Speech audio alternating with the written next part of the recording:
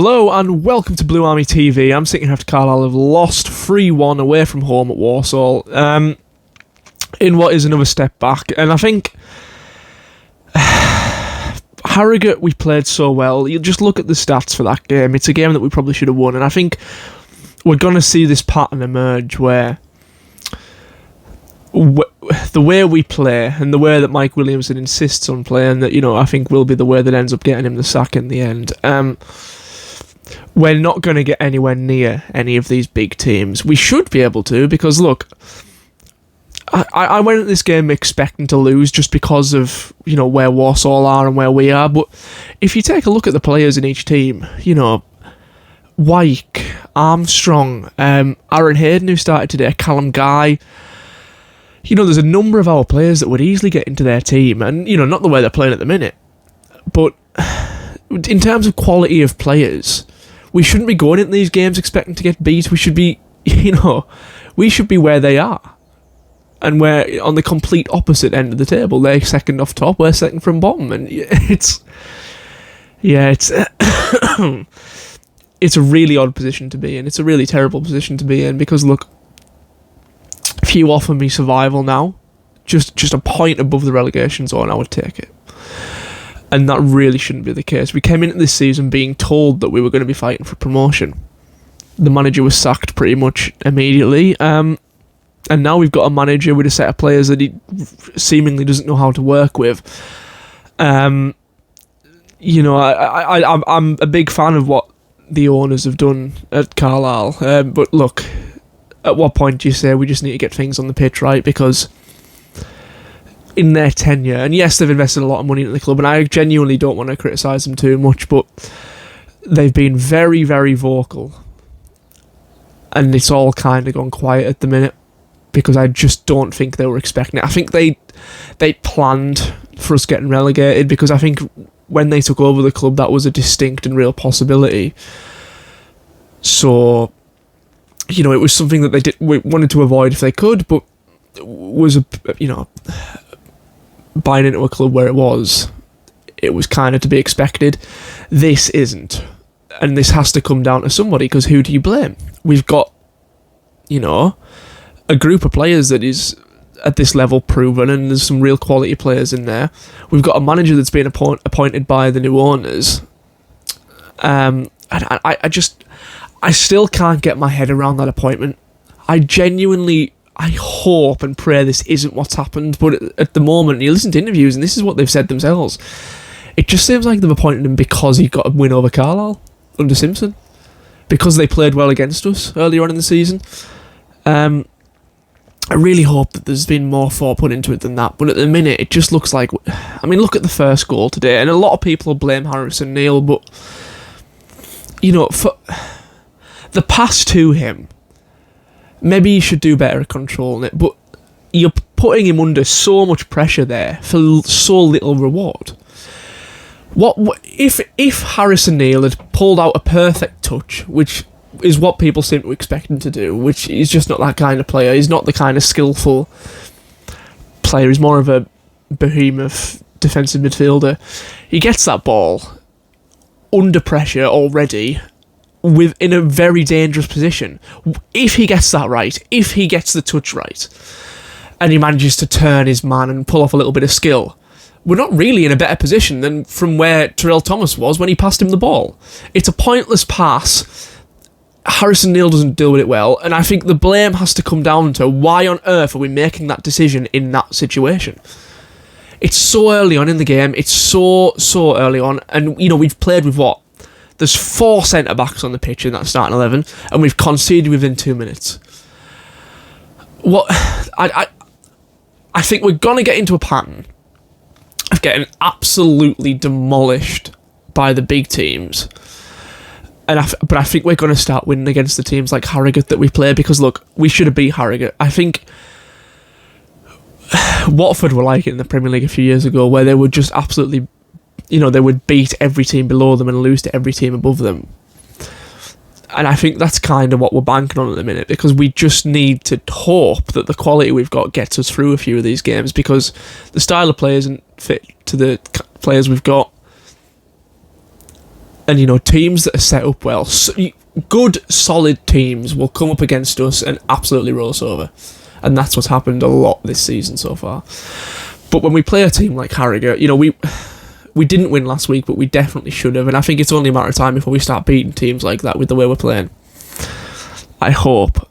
But it's so difficult to say sack the manager so early on in his tenure, but I just don't get what he's trying to do. I haven't really agreed with him since he came in. He won his first game, which put me on side, but you hear about a new manager bounce, and that just hasn't happened. He's tried to impose this ridiculous style of play for this level, and it is ridiculous, because what are we trying to do?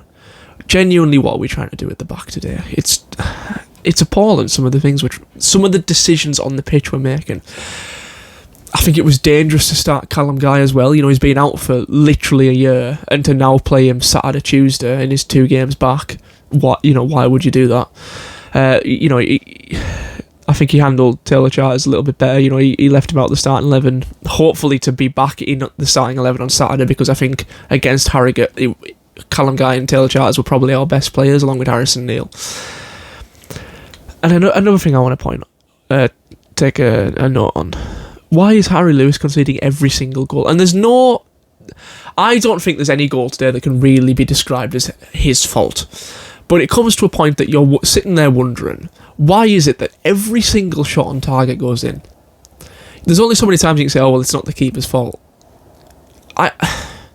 The amount of shots he faces, he doesn't face a lot of shots. We conceded from our first shot on target once again, which we've done, I'm pretty sure, for a good few games in a row now. We concede our first shot every single time.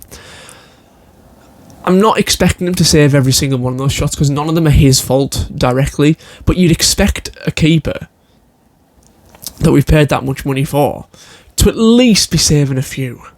He seems to be okay in one-on-one positions, but in terms of just general shot stopping, he's just not that good. And when you're in a relegation battle, that's the kind of keeper you need.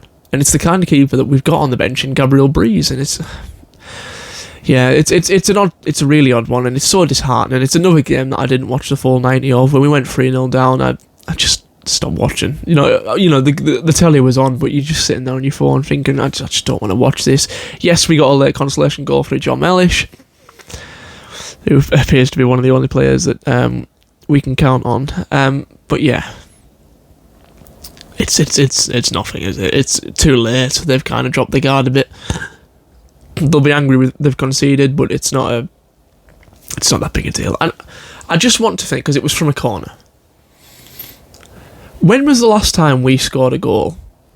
Like a good, well-worked goal. We seem to score a lot of set pieces, which is good. Obviously, you want the goals from set pieces, but even against Harrogate, it was a rebound from the keeper. When was the last time we had a pass shot goal or a pass cross goal? We don't score really any genuine footballing goals, which is the kind of goal we're trying to score with the style of play. When was the last time we had a good pass through the middle onto the striker who puts it past the keeper? It doesn't happen. I think we had 2 against Fleetwood in a game we lost, both Charlie Wykes. And apart from that, I can't think of one this season. Maybe Barra. But even then, that was a bit of a contested, controversial goal. We don't score good goals. We don't score well-worked goals, which when you're trying to play out from the back is the exact kind of goal you're trying to score. Even when you think back to Swindon, set pieces, corners, I suppose you can make an argument that, we get into the positions to win corners, and which we then go on to score from, but we need to be scoring more goals genuinely just from the run of play. Just an open play goal, a good open play goal, which we just don't seem to be able to score. And I can't help but think that that's a mentality thing. It's, we're so good at getting the ball around close to the box. We're so good at passing the ball into the final third and then not doing anything with it. Put a cross in, try something, cut it across, put a shot in. I always think low crosses are the way to succeed in League 2, which we just don't seem to be trying to do. So many times I've seen us pass the ball forward, well, and got around some good pressure from the other team, only to then not see an opening and pass back to Terrell Thomas at fullback for some reason, and start again, and then lose the ball. It's just, something's not working. I think our quality will come to pass in the end against some of the smaller teams that we play. Cheltenham aren't a brilliant footballing side this year, and, one of the only teams we managed to beat last year. But yeah, I'm saying the same things every week, and I'm sure you're sick of hearing from me. But it's so tiring. It's so tiring, especially coming off from last season. It's just the same thing every single week, and I'm just sick of getting beat. Something needs to change, and I really want the PTX to come out with a statement, just to say that they know, or that they're frustrated as well, or I want to hear something from them, to be honest, because it seems to be the only thing we hear from them is that they're going to American football games. We still haven't heard anything on this new director of football, and if you're going to do that, you might be getting a director of football with a new manager, with the way Mike Williamson's going. That was meant to be resolved fairly quick. They said they were going to take the time, but you'd expect, coming into November now, to have a director of football sorted out, especially when you've already appointed a new manager. It's difficult. I want them to come out and say what the plan is. That's what I want. I want them to come out and outline exactly what's happening behind the scenes. I want them to come out and say, look, promotion maybe isn't on the table anymore.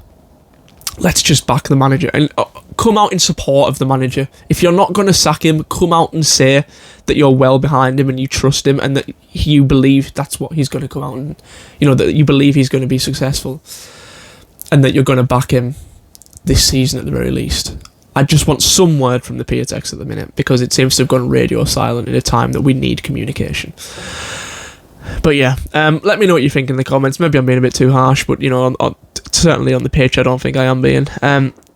But yeah, please leave a comment, like the video and subscribe to the channel, and in a bit.